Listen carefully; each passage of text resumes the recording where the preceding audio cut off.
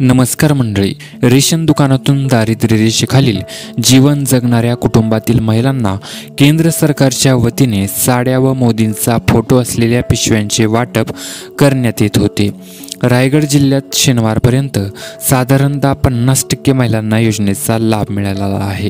दरम्यान लोकसभा निवडणुका जाहीर झाल्याने आदर्श आचारसंहितेचा अवलंब करीत साड्या आणि पिशव्यांचे वाटप थांबवण्यात आले आहे। तर मंडळी, जाणून घेऊया की या योजनेची पार्श्वभूमी काय आहे ती। सरकारने निश्चित केलेल्या सण उत्सवात साडीचे वाटप होणार होते। याची सुरुवात होळीनिमित्त करण्यात येणार होती। 2023-24 या वर्षाकरता महामंडळ एक साडी 355 रुपयांना खरेदी करणार आहे।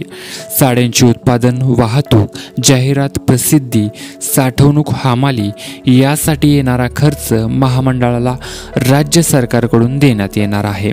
योजना 2023 ते 28 या 5 वर्षासाठी निश्चित करण्यात आली आहे। तर मंडळी, या मोफत साडी योजनेचं वितरण थांबवण्याचं काय कारण आहे जाणून घेऊया। वाटप होत असलेल्या साड्या आणि पिशव्यांवर पंतप्रधान नरेंद्र मोदी यांचं छायाचित्र आणि त्यांचे निवडणूक स्लोगन मोदी सरकारची हमी, सर्वांना धान्य, कुपोषण मुक्त समाज, पंतप्रधान गरीब कल्याण अन्न योजना असा मजकूर छापला आहे।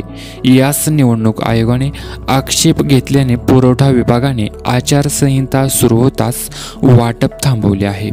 तर मंडळी, आशा करतो की तुम्हाला हा व्हिडिओ आवडला असेल आणि असेच नवनवीन व्हिडिओ पाहण्यासाठी आपल्या चॅनलला लाईक, शेअर आणि सबस्क्राईब करायला विसरू नका। जय हिंद।